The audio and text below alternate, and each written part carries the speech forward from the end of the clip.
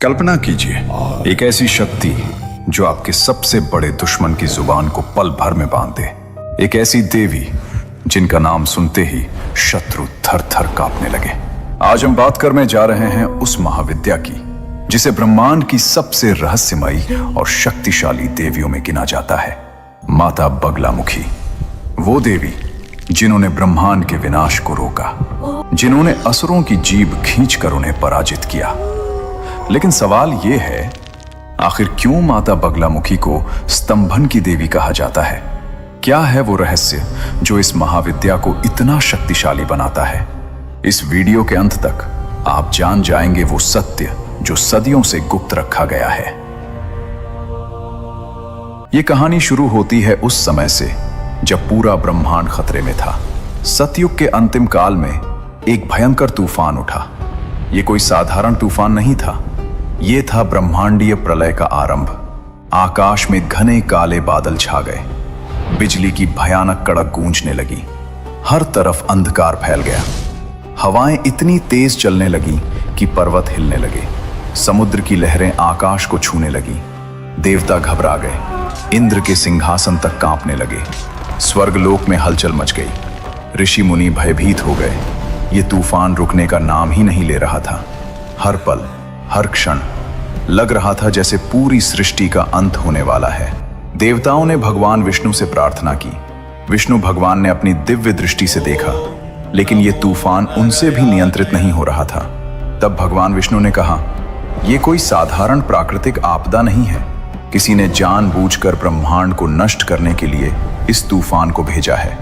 इसे रोकने के लिए हमें आदि शक्ति की शरण में जाना होगा। सभी देवता समझ गए कि अब केवल महाशक्ति ही इस प्रलय को रोक सकती हैं। देवतागण पृथ्वी लोक पर उतरे। उन्होंने एक पवित्र सरोवर के किनारे तपस्या करने का निर्णय लिया। ये था सत्यकाम सरोवर। सभी देवता, इंद्र, अग्नि, वरुण, वायु, सब ने मिलकर आदि शक्ति का ध्यान करना शुरू किया। दिन बीतते गए, रातें बीतती गईं, लेकिन तपस्या नहीं टूटी। चारों तरफ तूफान का तांडव जारी था, लेकिन देवता अडिग बैठे रहे।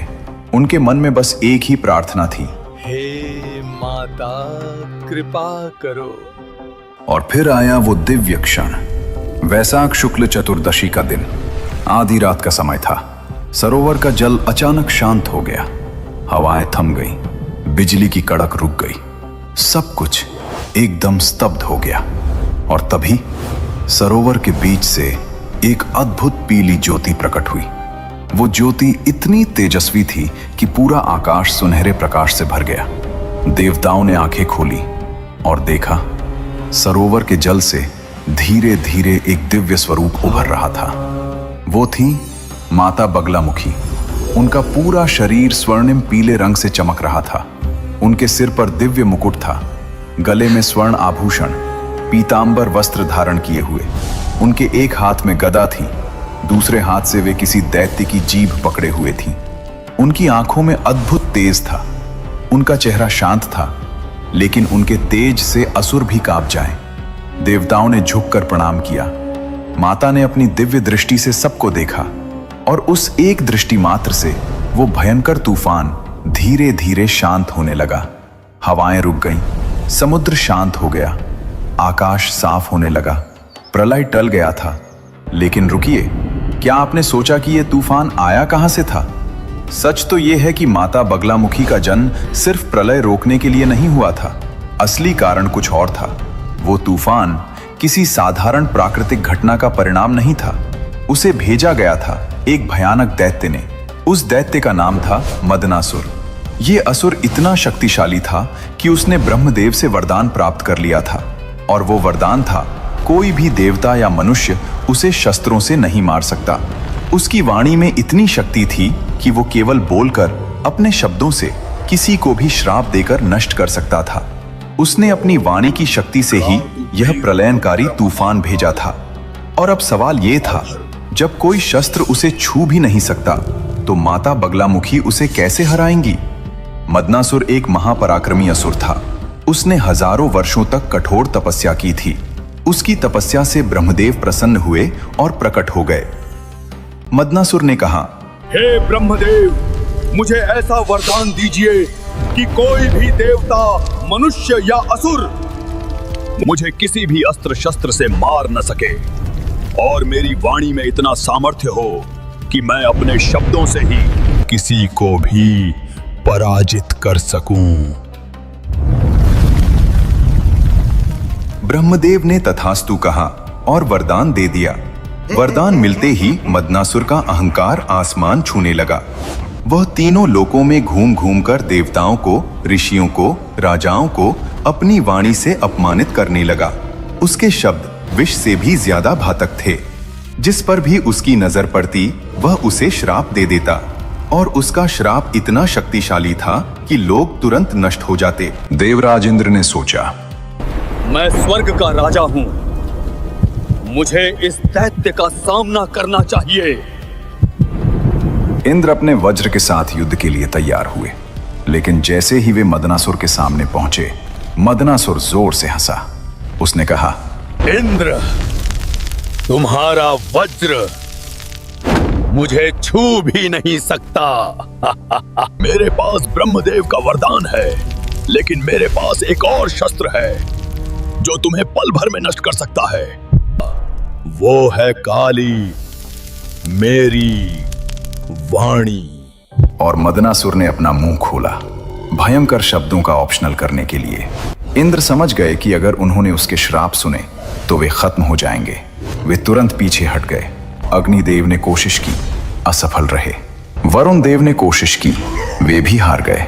कोई भी देवता मदनासुर का सामना नहीं कर पा रहा था, क्योंकि उसकी असली शक्ति उसकी जीभ में थी। देवताओं ने माता बगलामुखी से प्रार्थना की, हे माता, अगर आप हमारी रक्षा नहीं करेंगी तो हम किसकी शरण में जाएं? ये असुर हमें अपनी वाणी से ही नष्ट कर देगा। माता ने मुस्कुराते हुए कहा, जिसने वाणी से आतंक फैलाया है, उसकी वाणी को ही बांधना होगा। चलो, मैं उससे मिलती हूँ। माता बगलामुखी युद्ध भूमि की ओर बढ़ी। उनके पीछे पीछे सभी देवता चल रहे थे। उनके तेज से पूरा आकाश सुनहरा हो गया। मदनासुर अपने सिंहासन पर बैठा था। जब उसने माता को आते देखा तो वो ठहाके लगाकर हंसने लगा। क्या देवताओं ने अपनी रक्षा के लिए एक स्त्री को भेजा है? मैं इसे भी अपनी वाणी से भस्म कर दूंगा। माता बगलामुखी ने कुछ नहीं कहा। वे बस शांत खड़ी रहीं। उनकी आंखों में एक अजीब चमक थी। मदनासुर ने अपना मुंह खोला। उसकी जीभ से भयानक मंत्रों का उच्चारण शुरू हो गया। उसके शब्द जहर की तरह हवा में फैलने लगे। आकाश में काले बादल छा गए। बिजलियां चमकने लगी। लगा जैसे फिर से प्रलय आने वाला है। देवता दूर से देख रहे थे। उन्हें डर लग रहा था। अब क्या होगा, वे सोच रहे थे। लेकिन माता बगलामुखी बिल्कुल शांत खड़ी थी। उन्होंने अपनी आंखें बंद कर लीं और अपनी दिव्य शक्ति को जागृत किया। मदनासुर के मुंह से निकल रहे थे भयानक श्राप, लेकिन वे माता तक पहुंच ही नहीं पा रहे थे। जैसे कोई अदृश्य दीवार उन्हें रोक रही हो। मदनासुर घबरा गया। उसने और जोर से मंत्र पढ़ना शुरू किया, लेकिन कुछ भी काम नहीं कर रहा था। और तभी एक पल में माता बगलामुखी मदनासुर के बिल्कुल सामने प्रकट हो गईं। इतनी तेजी से कि मदनासुर समझ ही नहीं पाया। माता ने अपना दिव्य हाथ बढ़ाया और मदनासुर की जीभ पकड़ ली। उस एक पल में पूरा ब्रह्मांड थम गया। मदनासुर चीखना चाहता था, लेकिन उसकी आवाज नहीं निकल रही थी। वो बोलना चाहता था, लेकिन उसके शब्द गले में अटक गए। वो मंत्र पढ़ना चाहता था, लेकिन उसकी जीभ हिल ही नहीं रही थी। ये थी स्तंभन शक्ति, शत्रु को वहीं रोक देने की शक्ति, उसकी वाणी को बांध देने की शक्ति, उसकी सारी ताकत को स्तब्ध कर देने की शक्ति। मदनासुर की आंखों में भय दिखने लगा। पहली बार उसे डर लगा। वो तड़पने लगा, छूटने की कोशिश करने लगा, लेकिन माता की पकड़ लोहे की तरह मजबूत थी।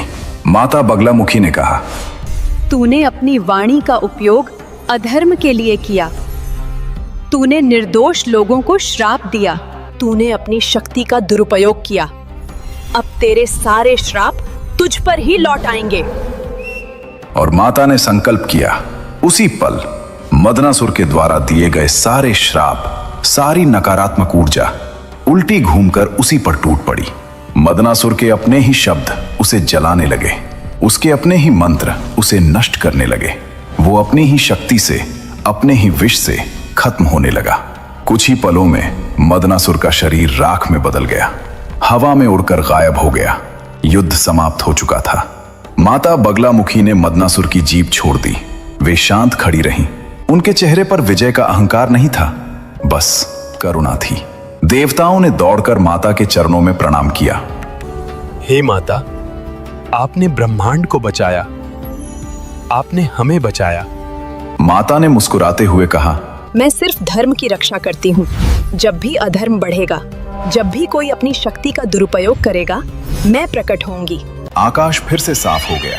सूरज की किरणें चमकने लगी, पक्षी फिर से चहचहाने लगे, नदियां शांति से बहने लगी, ब्रह्मांड में शांति लौट आई। माता बगलामुखी को 10 महाविद्याओं में 8वां स्थान प्राप्त है। महाविद्याएं वे 10 शक्तियां हैं जो माता पार्वती के अलग अलग रूप हैं। हर महाविद्या की अपनी विशेष शक्ति होती है और माता बगलामुखी की विशेष शक्ति है स्तंभन। स्तंभन का अर्थ है रोकना, स्तब्ध करना, शत्रु को उसी जगह पर जमा देना, उसकी सारी शक्तियों को बेकार कर देना। जब मदनासुर की जीभ माता ने पकड़ी तो उसकी सारी शक्ति खत्म हो गई। यही है स्तंभन की शक्ति। माता बगलामुखी को पीतांबरा भी कहा जाता है। पीतांबरा का अर्थ है पीले वस्त्र धारण करने वाली। पीला रंग बहुत महत्वपूर्ण है। ये ज्ञान का रंग है, प्रकाश का रंग है, शक्ति का रंग है। पीला रंग सूर्य की ऊर्जा का प्रतीक है। जब माता प्रकट हुई तो पूरा सरोवर पीली रोशनी से भर गया, आकाश सुनहरा हो गया। ये दिखाता है कि माता की शक्ति सूर्य की तरह तेजस्वी है। माता का स्वरूप भी अद्भुत है। वे सिंहासन पर विराजमान है। एक हाथ में गदा है, ये दंड का प्रतीक है। दूसरे हाथ से वे दैत्य की जीभ पकड़े हुए हैं, ये स्तंभन का प्रतीक है। उनका चेहरा शांत है, लेकिन उनकी आंखों में अद्भुत तेज है। वे दयालु भी हैं और भयंकर भी। माता बगलामुखी सिर्फ शत्रुओं को ही नहीं रोकती, वे हमारे अंदर की बुराइयों को भी रोकती हैं। जब हम गुस्से में होते हैं और गलत बोलने वाले होते हैं, तब माता हमारी जीभ को रोक सकती हैं। जब हमारे मन में बुरे विचार आते हैं, तब माता उन विचारों को स्तब्ध कर सकती हैं। जब हम गलत रास्ते पर जा रहे होते हैं, तब माता हमें रोक सकती हैं। यही है स्तंभन की असली शक्ति। ये सिर्फ दुश्मनों के लिए नहीं, ये खुद को सही रास्ते पर रखने के लिए भी है। माता बगलामुखी के भारत में कई प्रसिद्ध और शक्तिशाली मंदिर हैं, जहां लाखों भक्त दर्शन करने आते हैं। पहला है दतिया, मध्य प्रदेश का बगलामुखी मंदिर। ये मंदिर बहुत प्रसिद्ध है। यहाँ की माता अत्यंत चमत्कारी मानी जाती हैं। कहा जाता है कि जो भक्त सच्चे मन से यहाँ आते हैं, उनकी मनोकामना जरूर पूरी होती है। खासकर जब कोई कानूनी मामला हो, झूठे आरोप हों या शत्रु परेशान कर रहे हों। दूसरा है नलखेड़ा, मध्य प्रदेश का पीतांबरा पीठ।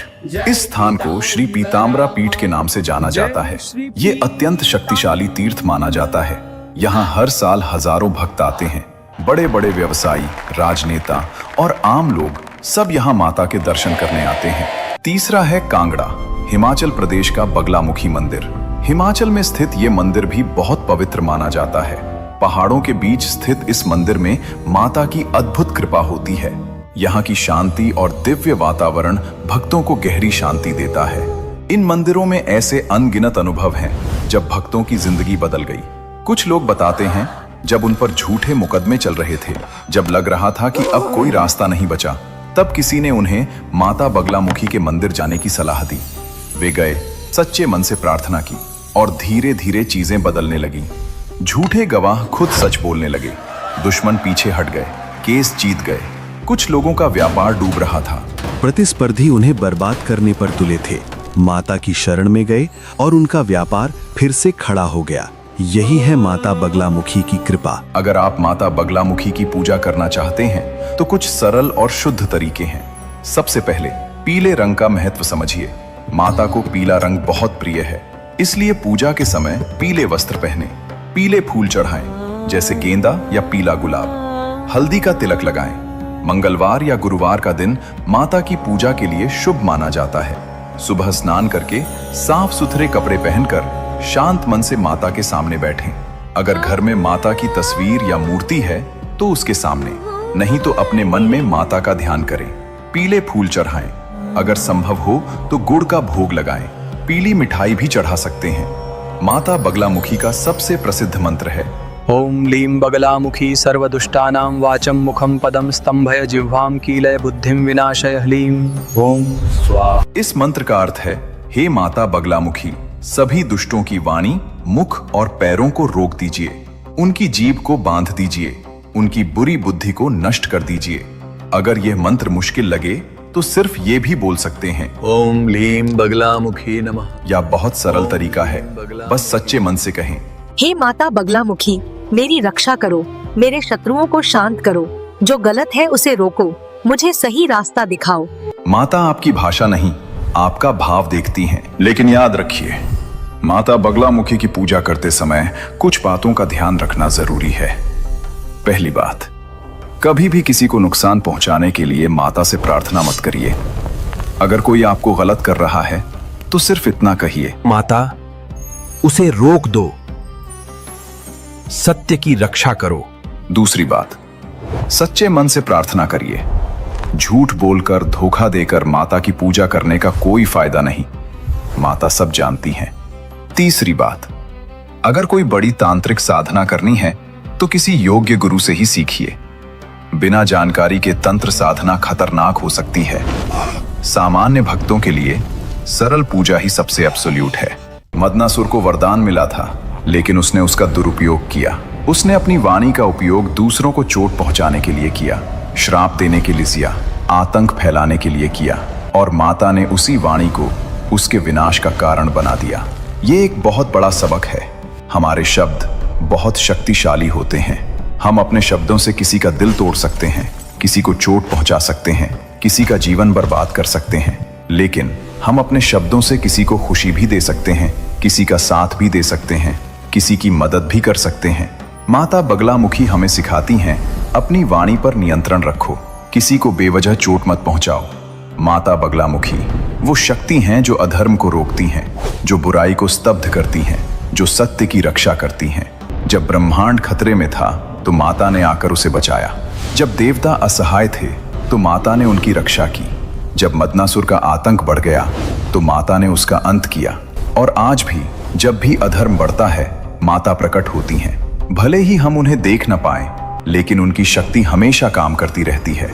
माता बगलामुखी की कहानी सिर्फ एक पौराणिक कथा नहीं है, ये है शक्ति की कहानी, न्याय की कहानी, धर्म की विजय की कहानी। याद रखिए, जब भी आप मुसीबत में हों, जब लगे कि कोई आपको गलत कर रहा है तो माता बगलामुखी को याद करिए।